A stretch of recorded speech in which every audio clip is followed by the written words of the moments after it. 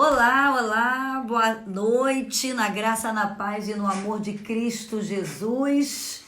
Que alegria, estamos aqui nessa terça-feira bonita, abençoada que o Senhor tem nos dado. Você já agradeceu ao Senhor por esse dia, por você estar vivo, com saúde, né? Podendo respirar, podendo andar, podendo falar? Isso é motivo da gente se alegrar. E daqui a pouquinho eu vou estar aqui, uma mulher de Deus muito especial, que vai estar dando o seu testemunho, vai estar dando também um alerta para nós que somos pais, né? Nós que temos filhos adolescentes e jovens que estão numa fase de escolhas, de autoafirmação da sua identidade. Então, isso é muito importante. Eu já quero começar dizendo que você é uma pessoa muito especial.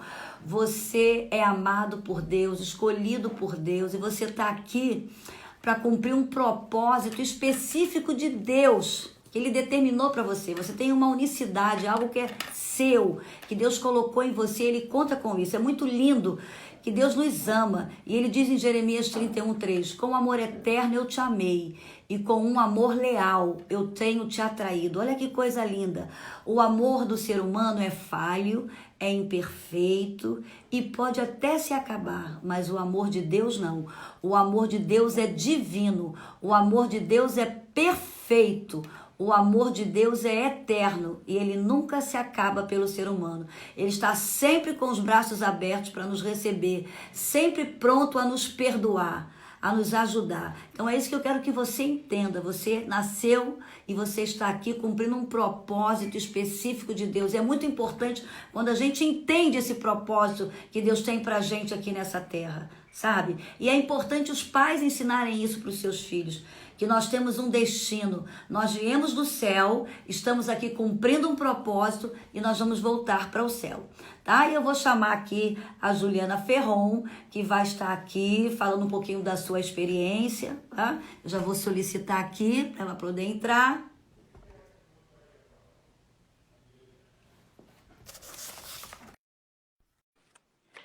Já vou pedir para você ir aí apertando um aviãozinho, passando essa live aí para suas amigas, para os seus amigos, para as pessoas que precisam de um conhecimento. Olá, Juliana, tudo bem? Oi, pastor, tudo bem?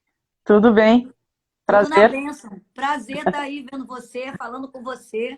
Tá? Com certeza, prazer é meu. Muito obrigado pelo convite.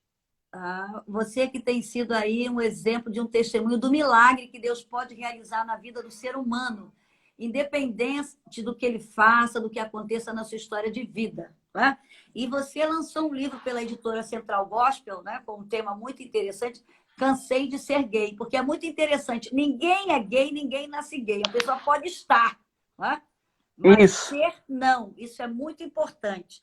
E já vou até isso dar mesmo. uma dica aí para você. Se quiser adquirir o livro da Juliana Ferron, você entra aí no site da editora Central Gospel. E esse livro aqui, olha, muito bacana, que ela conta a sua história. E nós vamos falar um pouquinho aqui da história da Juliana, né, que tem sido um canal de bênção, tem dado várias palestras em várias igrejas, e sobre vários temas, sobre ideologia de gênero, né, sobre feminismo. Eu assisti uma palestra sobre você falando sobre feminismo, eu achei muito bacana, aqui na PIB do Recreio. E a gente também um dia vai falar sobre isso, sabe? Porque Que tem legal. muitas Que bom. meninas cristãs e mulheres na igreja que são feministas, são cristãs e feministas, não tem como. Ou você é cristã ou você é feminista. Né? Ou você é feminista Exatamente. ou não é cristã. Mas nessa live a gente não vai É. falar sobre isso hoje. É só para deixar aqui um alerta. Né? Nós vamos falar um pouquinho sobre a sua história de vida. Tá, Juliana? Eu queria que você falasse um pouquinho como é que foi o seu envolvimento no mundo do homossexualismo. Porque a gente usa esse termo homossexual, mas a gente sabe que esse termo é um termo que eles inventaram, porque realmente são pessoas que gostam de iguais, de pessoas iguais, até por causa de uma Sim. dependência emocional, né? Que eu gostaria que você falasse, realmente o homossexualismo é um comportamento aprendido, adquirido, ou alguém nasce? O que você pode começar falando um pouquinho a partir da sua história? É isso mesmo, né, pastora? Eu não, eu estava homossexual, né? E estive por uma boa parte da minha vida. Justamente o fato de saber que não havia nascido homossexual, apesar de pregar que as pessoas do grupo do qual eu participava haviam nascido homossexuais, eu mesma não acreditava nisso, né? Não acreditava que as pessoas nasciam homossexuais. Então, essa alienação de ser comandada por instintos, por desejos, por um senhor sobre a minha vida, um senhor chamado desejo, prazer, pelo igual, essa inquietação com relação a essa alienação que me levou para dentro de uma igreja. Por quê? Porque eu fiquei 12 anos na homossexualidade, buscando uma vida que eu apostava que daria certo, que era aquilo que tinha para mim, não havia outra vida, não havia outras expectativas, outros sonhos, era aquilo que tinha para se viver. E no momento que eu comecei a perguntar isso para Deus, comecei a indagar essa questão, mas é isso que o Senhor tem para mim? É só isso? É isso aqui que é o mundo? É essa questão só? Que eu tenho um desejo, sinto o desejo, vou ceder a ele e vou viver assim instintamente a vida toda? Eu não creio nisso. Então essa inquietação me levou a buscar uma resposta que o mundo não havia me dado até então. Que eu procurei, eu insisti piamente por anos que o mundo me daria uma resposta e traria uma satisfação, que aquela vida me daria sim uma satisfação. Então eu apostei por muitos anos. Eu não posso dizer que eu não investi na vida homossexual, porque eu investi. Fui líder de movimentos LGBT aqui no Rio Grande do Sul. Eu promovia eventos para o público LGBT, promovia festas para o público se encontrar, tocava em algumas festas também como DJ na noite. Mas aquilo chegou uma hora que a conta chegou na minha vida, porque a conta sempre chega, né? Então o pecado que havia por trás de toda aquela prática, ele trouxe morte na minha vida. Morte de sonhos de uma família, morte de paz, morte de comunhão com a minha própria família. Então... Deixa eu te fazer uma pergunta, Juliana. Você falou uma coisa muito interessante, até para a gente explicar. Você tocou num ponto principal aí. O ser humano é um eterno desejante. A gente sabe disso, né?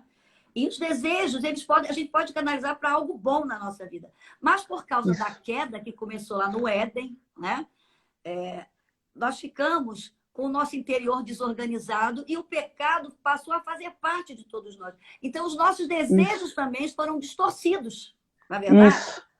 Então, a gente tem que entender isso, que muitas vezes as pessoas têm um desejo, né, pecaminoso, errado, e ele pensa que é certo. Mas quando ele não tem o conhecimento de Deus, da palavra de Deus, ele segue esse desejo achando uma coisa normal. Mas a gente tem a lei da consciência, que é muito lindo, né?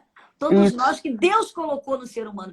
E você falou uma coisa muito interessante. Mesmo você tendo esse desejo e fazendo esse desejo que você tinha algo em você que você sentia que você estava fazendo algo errado. E isso te levou para a igreja. Te levou. Exatamente. Mas você foi sozinha? Alguém te evangelizou? Fui sozinha, alguém falou com você? Como é que foi a sua experiência? Fui sozinha, pastor. Eu acho que Deus não deu o gostinho para ninguém me evangelizar, sabe? Veio Ele mesmo. Foi numa semana ali do meu... Uma experiência real, assim, com Deus? Você na sua busca? Foi, na verdade, foi na... Porque eu sei que, por exemplo, nós oramos por pessoas que têm esses desejos, né? Por pessoas... Sim. Porque eu creio no poder da oração, no poder da intercessão. Isso é até bom para os pais, para nós, né? Que somos pais, nós que temos parentes, filhos, orarmos, porque eu creio. Porque quem convence realmente é o Espírito Santo, que a Bíblia diz que ele é que convence do pecado, da justiça e do juízo. Então, eu creio que você foi tocada pela oração da igreja. A gente está orando por pessoas que estão nesse mundo. Porque as pessoas pensam que porque você é um cristão, você não ama as pessoas que têm essa atitude, né? Nós condenamos o comportamento, mas nós amamos o ser humano. Independente do que ele faça, nós o amamos como ser humano. Nós não aceitamos o comportamento. E como igreja, nós oramos. Eu acho lindo o que você falou. Porque assim como eu creio, como o Espírito Santo falou a sua mente, tocou em você, ele vai tocar na mente de muitos também que estava, né? Totalmente com um desejo errado, desorganizado por causa do pecado. Amém. E eu creio nisso, pastor. Eu creio porque chega um momento que você percebe na sua vida, mesmo sem Deus, que o desejo ele não cumpre o significado que ele promete, né? Que é intimidade, é comunhão, uma paz, uma satisfação. Então ele não cumpre isso, porque o desejo depois de saciado ele não se destrói, ele permanece ali. né?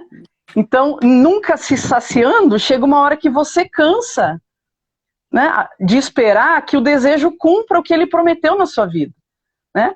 É justamente a questão do pecado. O pecado promete, através do desejo, que é cumprir coisas na minha vida e nunca cumpriu. E isso me cansou. E por isso o nome desse livro se chama Cansei de Ser Gay. Porque o pecado não trouxe a realização e a satisfação que havia me prometido. Então chegou uma época da minha vida ali, que eu, com 30 anos, bem na semana do meu aniversário, onde eu dialoguei com Deus, que era um Deus que eu nem acreditava, que eu não me relacionava, mas que eu propus para esse Deus me trazer respostas acerca desse desejo, porque eu não queria ser alienada acerca do desejo.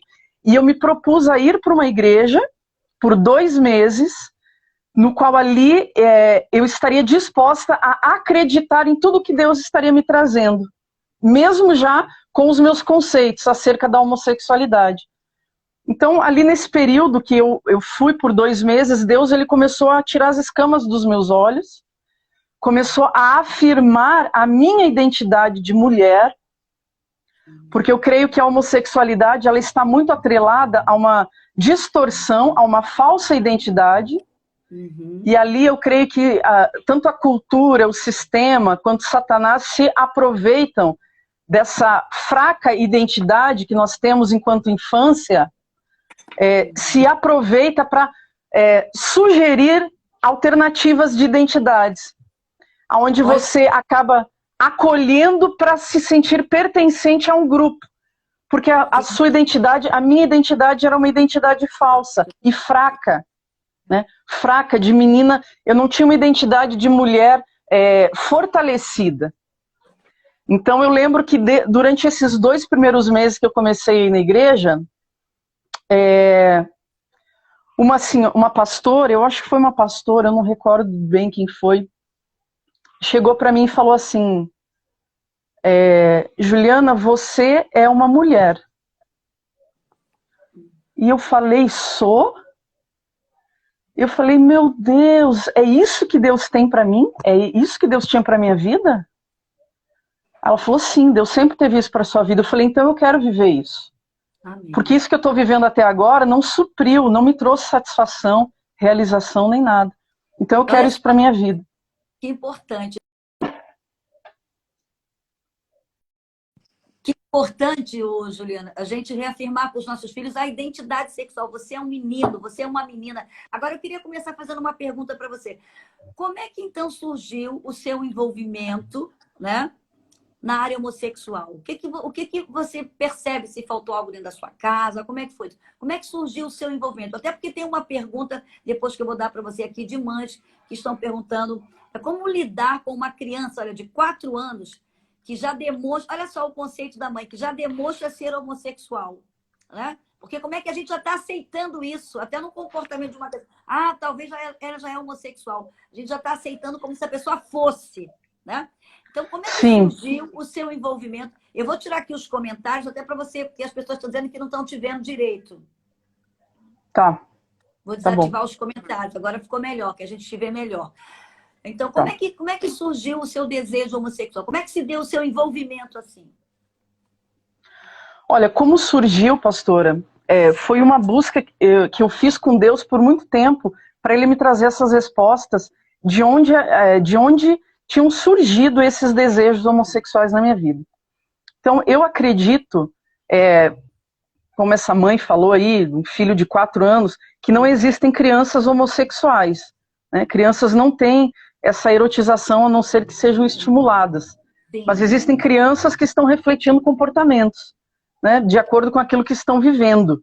Então, eu já refletia comportamentos de uma família que era, sim, disfuncional, porque eu creio, sim, que nós somos esse ser biopsico, né, social, que nós temos essa influência do ambiente, da família, sim, eu creio que isso pesa de uma forma determinante, sim.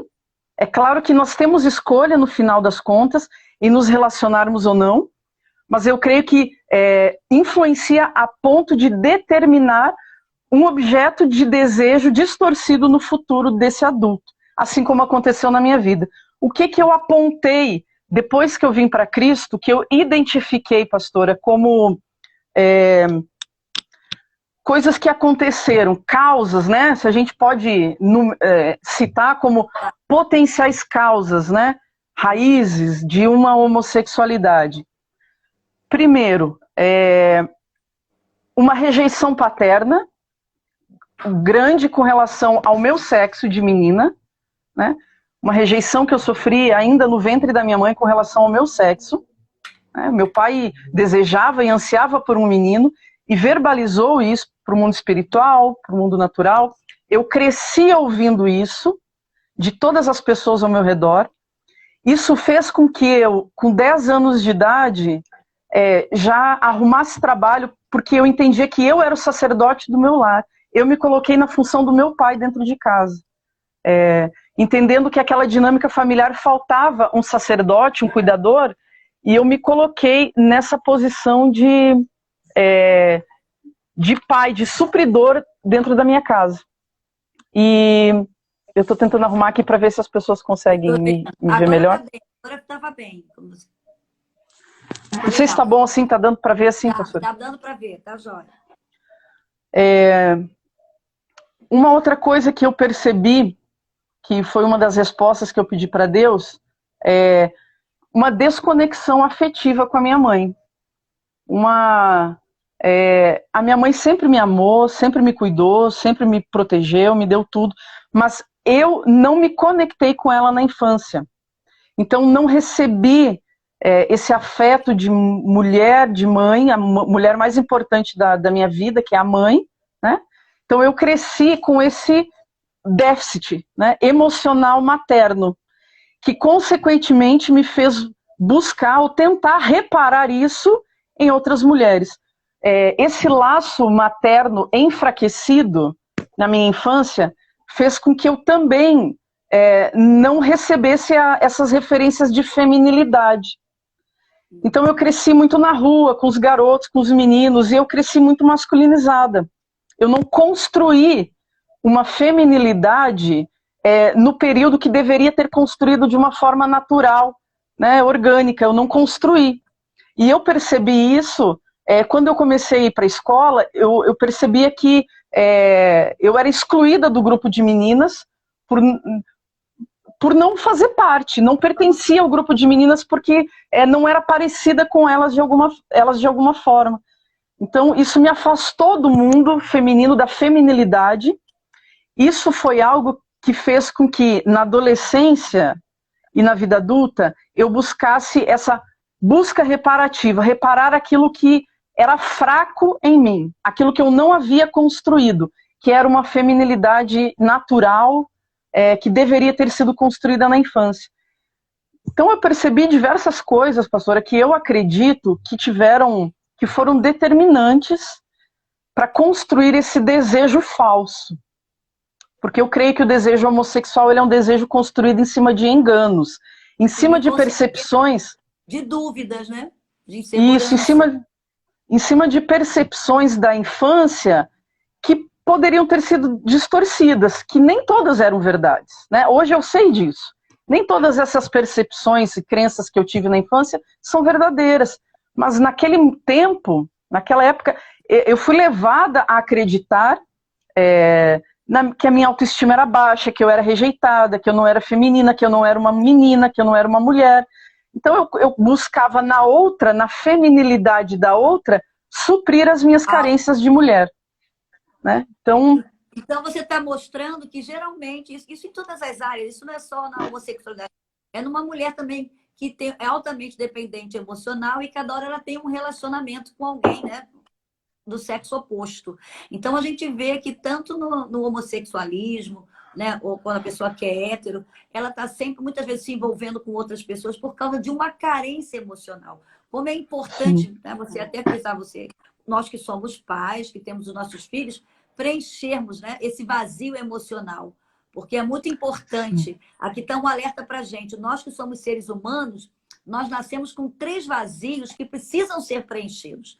O primeiro vazio é o vazio de Deus. Somente Deus pode preencher. Tá?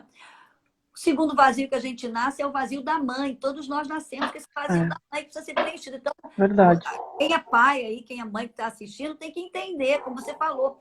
Porque a mãe é que cria um vínculo, né, com a criança. Isso é muito importante. Então, nós que somos mães, nós temos que estar presentes na vida dos nossos filhos. E a gente sabe da importância da mãe na área da amamentação, na hora da gestação, como você falou, até os desejos da mãe. O que eu tenho falado hoje para muitas meninas, para muitas mulheres que casam, vão ter filhos, não fiquem com isso, eu quero um menino, eu quero uma menina. Eu quero um bebê, eu quero um filho que seja a bênção. Se for menino ou menina, não importa, mas que seja, né, abençoado. Isso é muito importante a gente entender, porque inconsciente, muitas vezes é verdade, um casal quer, né, o pai quer um menino, a mãe quer uma menina, e fica aquela coisa. E aí, quando nasce, não é o que eles esperavam, né? Porque você cria uma expectativa. Quando nasce, não é aquilo, há uma decepção. E tudo o bebê está sentindo. A gente sabe disso, né? Então, tem que ter esse cuidado. Então, é muito importante o que você falou, esse vínculo da mãe. Então, o segundo vazio é o da mãe. O terceiro é o do pai. Então, olha como o pai e a mãe são importantes. São dois vazios que têm que ser preenchidos. E quando não são preenchidos, a pessoa, né, pode ter algum trauma, algum distúrbio, alguma coisa, ou vai para uma área de uma dependência emocional, tendo vários relacionamentos, né, ou vai para essa área da dependência emocional, da homossexualidade. Então, o que você falou é muito importante. Pai e mãe têm que ter cuidado e preencher. Claro que nós não somos perfeitos, porque não tem pai e mãe perfeita. Mas o que eu entendo é que se a gente deixar o vazio de Deus ser preenchido, Deus pode suprir esses dois vazios que talvez não vão ser supridos totalmente pelo pai e pela mãe, não é verdade? Sim, exatamente. E aí o problema de crescer com esse vazio, né, pastora, é que essa carência, ela acaba sendo tentado suprir no outro, né? E aí Satanás, ele quer transformar a minha carência em identidade. Sim. Né? Então eu acabo, por conta dessa carência, buscando suprir essa carência no igual, né? Por conta de uma carência, e isso não é consciente para o homossexual, ele não faz isso de forma consciente, né? Ele não busca se relacionar com o igual, entendendo por que ele está buscando, né? Mas ele simplesmente tem o desejo e busca. Né? Mas é importante essa autoavaliação, essa autopercepção de quem vive na homossexualidade, fazer essa autoanálise, né? Decifrar o seu desejo. Eu entendo que o desejo ele precisa ser decifrado, porque ele não é óbvio, mas perceber de onde ele vem, para que aí sim eu possa ter uma escolha, porque depois que me é trazido à tona os motivos pelo qual eu tenho desejo pelo igual, aí sim eu passo a ter uma escolha. Então eu estou me relacionando com mulheres para suprir carências maternas, déficits paternos, ausência, sabe, de mãe ou abusos sexuais. Então agora eu tenho uma escolha, porque eu sei que não é suprindo essa carência com outra pessoa que eu vou restaurar a minha identidade sexual, né? Então é exatamente isso, é interessante. Gosto muito de... Você pode dizer, Juliana, para pais que estão vivenciando isso dentro da sua casa, né? Pais que são evangélicos, que são cristãos, e os filhos também estão lá na igreja, e eles percebem, né?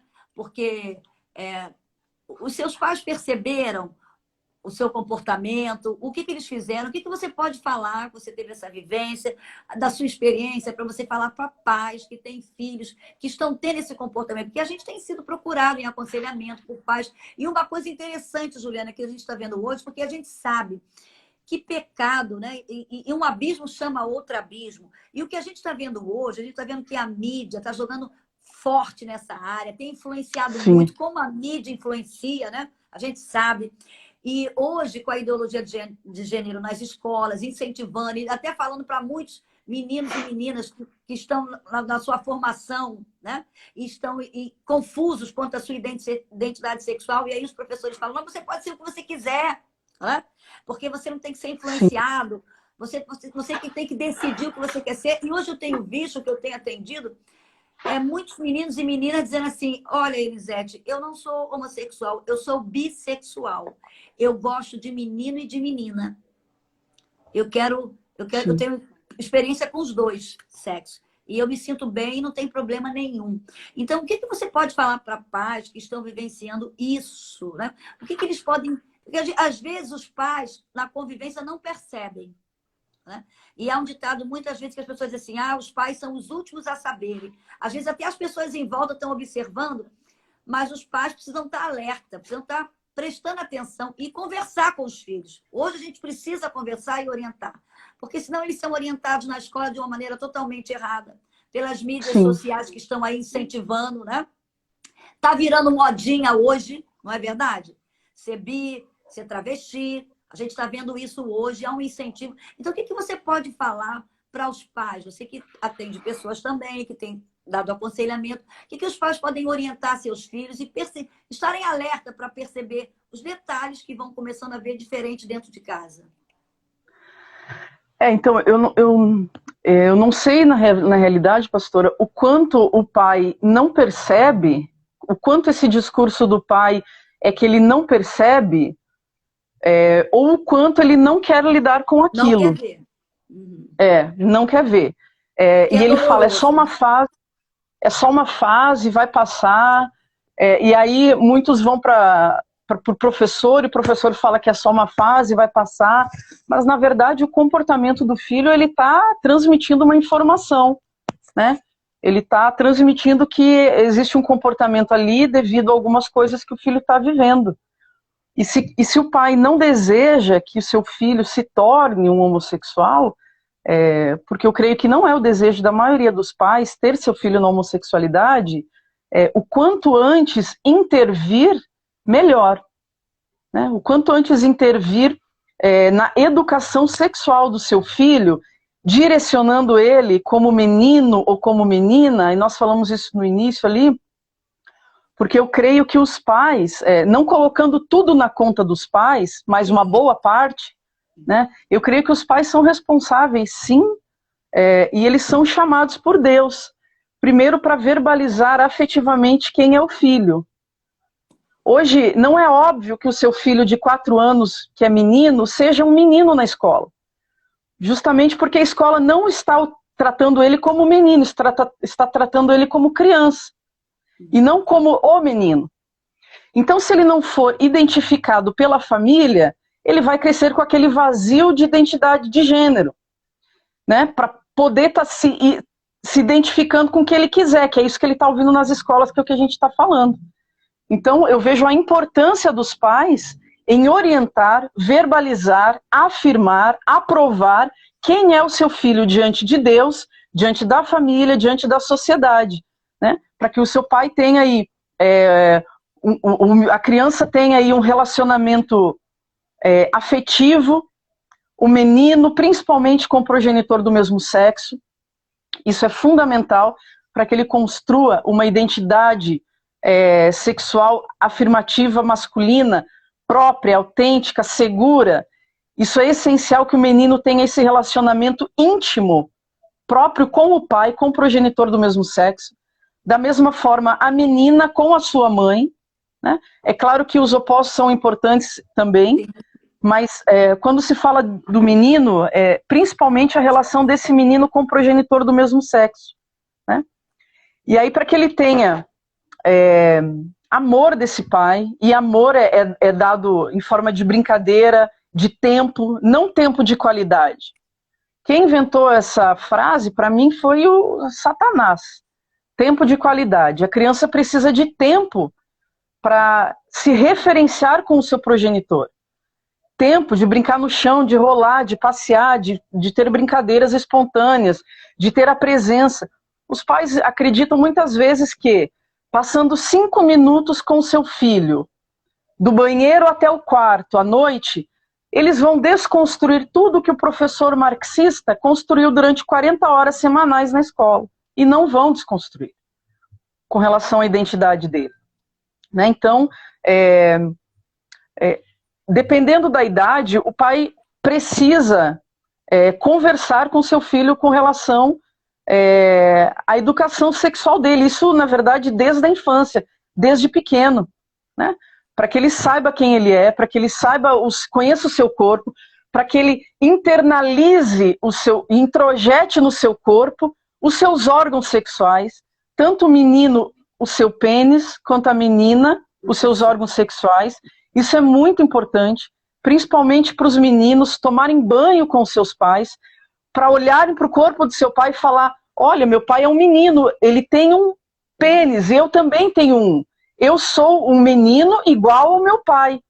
Então isso é importante também, né? Essa relação afetiva, afetuosa do pai com o menino. E é importante que a gente trabalha com famílias. Eu tive grupo de pais de homossexuais por alguns anos.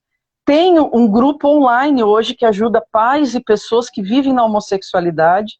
E é interessante que de cada 10 pais, pastora, que vem nos procurar, 9 são mães. O pai, a figura do pai é normalmente ausente, distante, desinteressada, né? O pai, a mãe, quando descobre que o filho está na homossexualidade, a mãe sofre, entra em depressão, chora. O pai, ele faz a egípcia, ele finge que não está acontecendo, ele finge que não é com ele, né? Então ele não quer participar, nem antes na construção da identidade do filho, e nem depois quando ele descobre. Por quê? Porque aí já vem uma culpa, né, sobre ele, de uma percepção que ele tem, que provavelmente ele faltou no momento que era importante da vida daquele seu filho. Então ele introjeta ali uma culpa, que aí eu acredito que entra num processo que os pais precisam aprender a lidar, né? Que é um processo aí. É muito interessante, Juliana, porque é verdade. Tem muitos pais que a gente vê a omissão de Adão lá do Éden, né? Que vem também isso acontecendo na vida do homem, principalmente. E a gente está vivendo numa sociedade que muitas mães estavam criando seus filhos sozinhos, muitas mulheres separadas, sozinhas, e o homem, e aquilo, os homens repetindo uma história que talvez vivenciou na sua história familiar. Não teve um pai presente, sim, também não é um pai presente, a gente está vendo sucessivamente. Isso. Mas a gente pode mudar essa história, né? E é isso que a gente tem que falar, sim, porque tem pais, sim, que às vezes até se ressente hoje: poxa, meu filho hoje é homossexual, eu fui um pai ausente, mas eu acho que a gente pode sempre mudar a história. Claro, né? E tem até uma pergunta aqui de um pai que está falando sobre isso, né? Que foi ausente, né? E hoje seu filho é jovem, homossexual, e ele se sente muito afetado por isso. E o que eu devo fazer? O que você pode, sim, falar para esse pai? Eu acho que a pessoa pode recomeçar melhor, porque eu creio no poder da reconstrução. Né? Exatamente, eu creio nisso também, né? Expressar o arrependimento, né? Acho isso super importante. Uma vez que ele entendeu que ele teve uma participação e não uma culpa, não querendo gerar uma culpa, né? Porque mesmo que ele tivesse dado essa afetividade para o seu filho, o filho poderia ainda ter um tanque de amor maior do que o amor que veio, né? Então, mas se ele está detectando isso, que é maravilhoso, né? Que ele expresse esse arrependimento para a pessoa mais interessada aí, que é o seu filho, né? Quem sabe escrever aí um inventário de tudo aquilo que ele acha que faltou no relacionamento com o seu filho, de tudo aquilo que ele acha que ele não foi presente, que ele deveria ou poderia ter feito melhor, né? Que ele poderia ter se doado mais, e se achegar ao seu filho, criando um momento ali para pedir perdão para o seu filho, se reconciliar com o seu filho. Quem sabe fazer isso em formato de carta e depois ter um momento com o seu filho, pessoal, né? Não de ofensividade, não de justificativa, mas que ele pare para ouvir o seu filho, que provavelmente, no primeiro momento, vai rejeitá-lo, né? Vai dizer assim: agora eu não preciso mais de você. Agora eu já estou criado. Agora eu já estou grande, né? Então, provavelmente esse comportamento venha da parte do filho. Mas são resistências que ele, ao continuar, né, ao investir outras vezes na reconciliação com esse seu filho, a partilhar esse arrependimento com seu filho, o seu filho em algum momento vai ceder e vai abrir o coração e vai verbalizar afetos introjetados, emoções reprimidas e guardadas que estão adoecendo os relacionamentos dele. E aí a gente chega num quartinho, numa chave, pastora, que eu acredito que é o início, sabe, do caminho de volta da reconstrução, restauração da sexualidade desse filho. Eu creio muito nisso, eu creio muito nesse caminho de volta que os pais fazem. Quando os pais formam um time genuíno, verdadeiro, em prol de reconstruir, não para que o seu filho vire hétero, mas para reconstruir uma família que foi disfuncional, para reparar os danos, independente desse tipo de dano, porque o meu trabalho, pastora, não é trazer jovens que estão na homossexualidade e transformá-los em hétero. Não é para isso que eu trabalho. Mas é para que eles, primeiro, tenham uma experiência verdadeira com Jesus. Certo. Depois disso, internamente. Isso, depois disso, para que eles recebam essa identidade herdada em Jesus. Porque eu creio que essa identidade homossexual, ela é fragmentada, ela é falsa, ela não supre todas as nossas carências.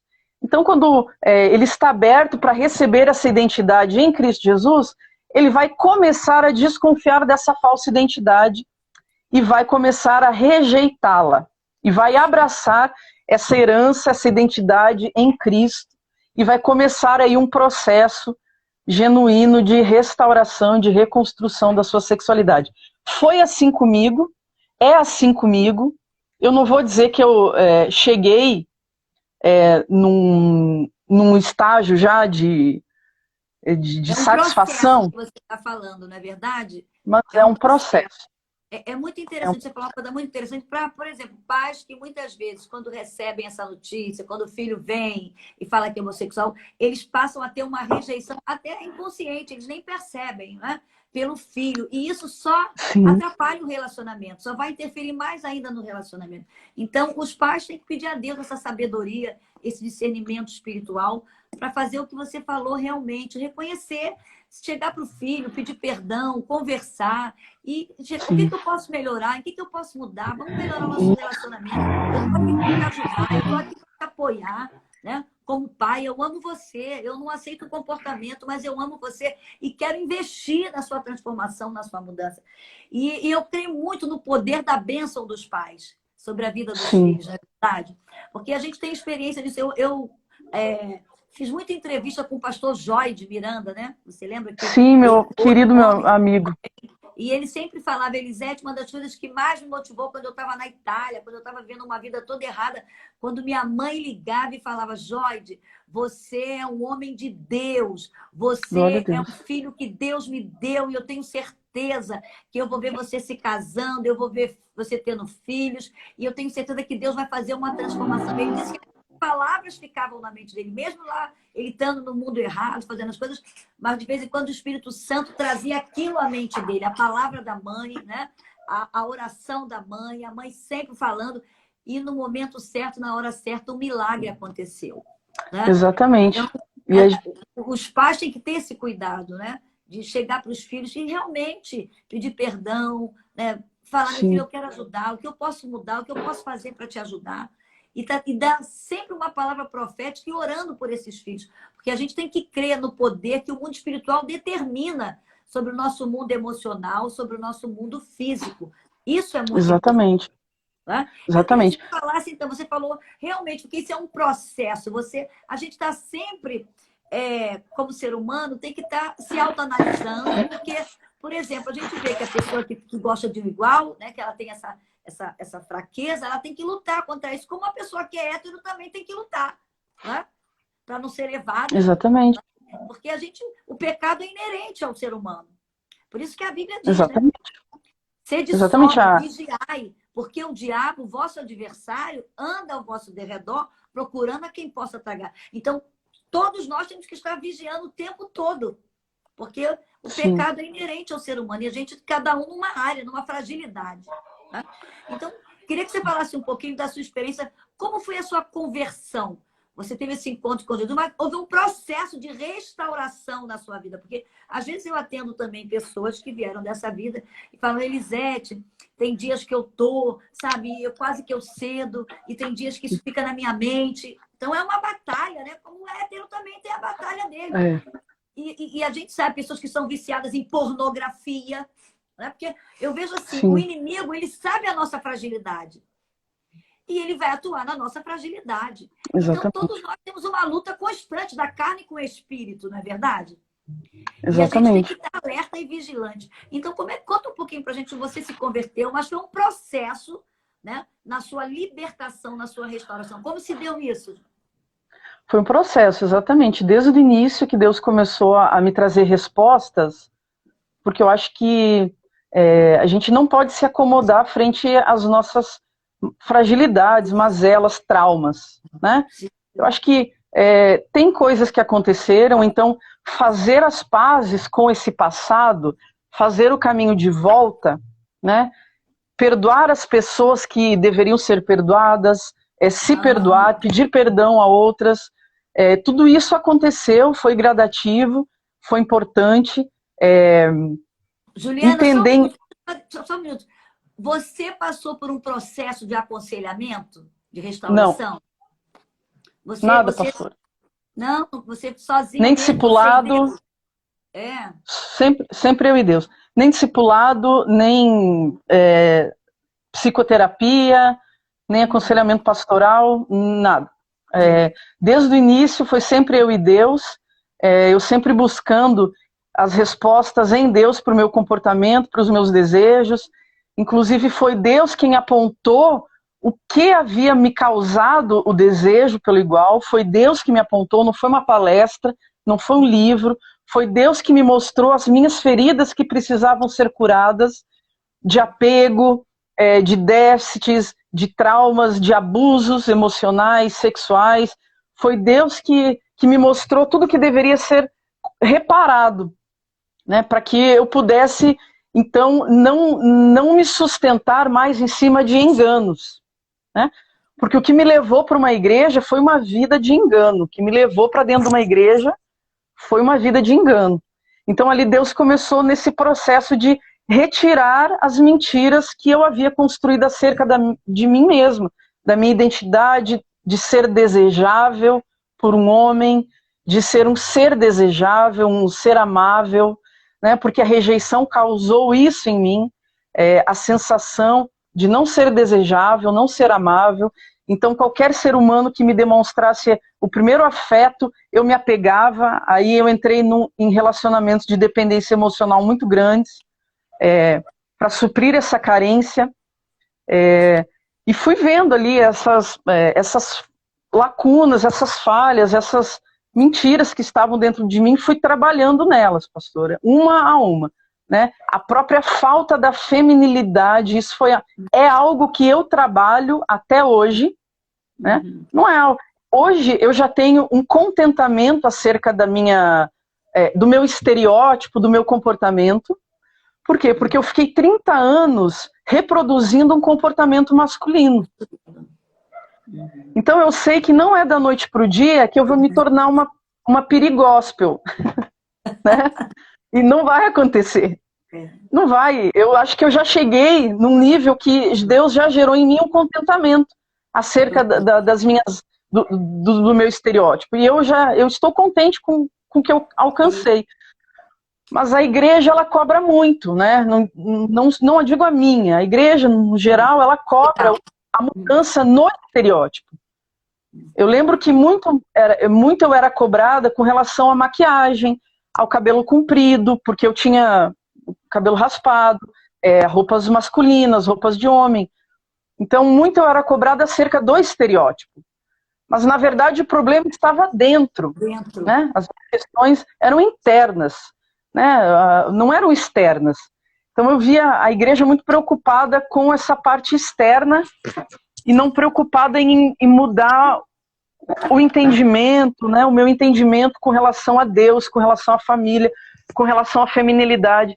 Então, o processo da feminilidade é algo que eu venho buscando construir em Deus desde que eu me converti. Né? Não para saciar uma expectativa da sociedade. Não, porque se fosse assim eu já teria me casado, e eu não me casei ainda porque eu não achava que era tempo. Deus estava trabalhando nas minhas feridas, nos meus traumas, Deus estava trabalhando, então não era tempo. Eu tive que cuidar muito para não ceder essa pressão externa. E isso é muito importante, né? Porque muitos até Sim. casam para dar uma satisfação, né? E eu acho que é uma coisa assim, muito importante você entender que o casamento é algo que você tem que estar preparado. E eu entendo também, é muito interessante, porque no meio cristão as pessoas ficam numa cobrança. Já está namorando? Ah, já foi noivo, já casou, já teve filho. E eu creio que Deus escolhe pessoas que não vão casar. Eu conheço mulheres que não casaram e são realizadas, como também homens, né? Que a gente tem que entender isso, não é verdade? Sim. Mas é porque é uma cobrança que a própria sociedade faz e a gente vai fazendo. E eu conheço até pessoas, eu já atendi, homem e mulher, que viveram na homossexualidade, que casaram para dar uma satisfação e se tornaram infelizes. Porque eu entendo realmente quando a Bíblia diz que pessoas que se fazem eunuco, ou pessoas que são eunucas por natureza, que não vão casar. Não adianta, né? Sim. Que Deus chamou para algo especial. A gente tem que entender isso, respeitar isso. Né? Porque a igreja, muitas vezes, eu vejo, pastora, que ela entende que só houve redenção na vida de um homossexual se ele casar. Né? Mas a redenção do homossexual não está no casamento, está em encontrar Jesus. Isso. Né? A redenção do homossexual chega na vida do homossexual quando ele encontra Jesus, e não quando ele casa. Mas o casamento é como se fosse uma resposta de que agora sim, ele realmente se converteu. E não é assim. Né? Exatamente, muitos homossexuais ou ex-homossexuais não vão se casar. Né? Porque não desenvolve o desejo heterossexual. Né? Não desenvolve. Eu, particularmente, eu sou honesta comigo para dizer que eu não estou fingindo uma heterossexualidade. Eu estou buscando uma heterossexualidade. Porque da mesma forma que a homossexualidade ela foi construída, ela está sendo desconstruída e já foi muito desconstruída, e a heterossexualidade é passivelmente perfeitamente possível de ser construída na minha vida. Então eu busco isso, eu sou honesta com os meus sentimentos, com os meus desejos, coloco isso diante de Deus, justamente porque a sociedade ela não está muito interessada em compreender. A igreja também, sabe, não está muito interessada em compreender, está interessada em combater. E esse é um discurso que afasta o homossexual da igreja, né? A falta de compreensão das suas lutas, dos seus conflitos internos.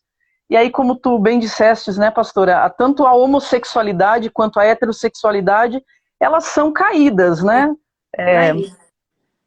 Nós vivemos numa heterossexualidade também caída, que é um dos maiores problemas da sexualidade dentro da igreja, é dentro da heterossexualidade, não é na homossexualidade, né? A homossexualidade não representa 1% do problema sexual da igreja, né? Bom, a gente já está aqui no finalzinho, tá? Eu vou pedir aqui para você deixar suas considerações finais. E eu quero te dizer, é muito importante. A igreja hoje está se voltando mais para esse assunto. Graças a Deus, tem muitas igrejas que têm ministérios, né? Que atuam nessa área. Na nossa própria igreja mesmo, nós temos um trabalho lá, é o Ministério Renovo, com a Mônica Albrilho, que é uma psicóloga, né? E ela faz um trabalho muito bonito lá com pessoas. A gente tem atendimento, isso é muito importante. Hoje a gente está voltado também para esse assunto, para essa área. E a gente também tem que dar muitas palestras nessa área para adolescentes e jovens, não é verdade? Porque a gente sabe, o inimigo não está brincando. Ele está aí, né, fazendo de tudo para marcar o ser humano nessa área. Então, eu creio também no poder da restauração. Como você teve essa experiência com Deus, a gente tem orado para que outras pessoas tenham também. Eu creio que o Espírito Santo está agindo, tá? E que o Espírito Santo ouve a oração dos pais que estão vivenciando essa dificuldade. E o que a gente sabe é isso, tem que amar os seus filhos, orar todos os dias pelos seus filhos, né? Pedir a Deus um lar abençoado. A gente é muito... Vivenciar esses papéis dentro de casa, as funções do pai, as funções da mãe, isso é muito importante. E temos essa preocupação de intercedermos pelos nossos filhos e orarmos pelas nossas gerações. Porque eu creio, sim, que enquanto Jesus não voltar, nós vamos ter uma igreja abençoada nessa terra fazendo a diferença. Amém. né? Amém, E eu eu creio creio também, sim no pastor. poder da transformação, não importa o que a pessoa tenha feito. Quando a pessoa confessa, se arrepende, deixa, alcança a misericórdia de Deus, né? Amém, eu E creio muito nisso. eu queria que você deixasse as suas considerações finais aí, né? E abençoasse as pessoas que estão aí assistindo essa live. Amém. Os pais, principalmente, né, que estão nos assistindo, não importa o que aconteceu no passado, né? A gente não está aqui para apontar os seus erros, mas é importante você saber que, apesar de tudo o que aconteceu, o seu filho hoje, ele anseia por a sua aceitação, a sua aprovação e a sua afirmação, né? Então, é, restaure isso dentro do seu lar. Eu acho isso muito importante, porque, no meu entendimento, quando alguém se assume na homossexualidade, quando alguém sai do armário, né, que é uma palavra que a gente usa, para mim, e eu venho pensando muito a respeito disso, isso nada mais é do que um pedido inconsciente e público de ajuda, sabe? Sair do armário, para mim, é pedir ajuda. Pedir ajuda no sentido de buscar a afirmação do seu pai, da sua mãe, com relação ao que ele é e ao que ele sente, não perder o seu lugar de filho amado, de filho desejado, buscar um local de pertencer, porque ele não se sente pertencente àquela família. Então, tudo isso é possível e é passível de ser restaurado, de ser reconciliado, né? Essa questão do filho se sentir pertencente ao lar, pertencente ao pai, pertencente à mãe, eu creio que o filho busca isso, ele busca incessantemente esses desejos de pertencer, de afirmação, desejo de ser aprovado naquilo que ele é, de ser reconhecido, de que a sua família não vai o rejeitar, que vai o apoiar, independente do seu comportamento, sabe? Então, o seu filho é muito mais do que a sua sexualidade. Então, não descarte, ou não jogue fora.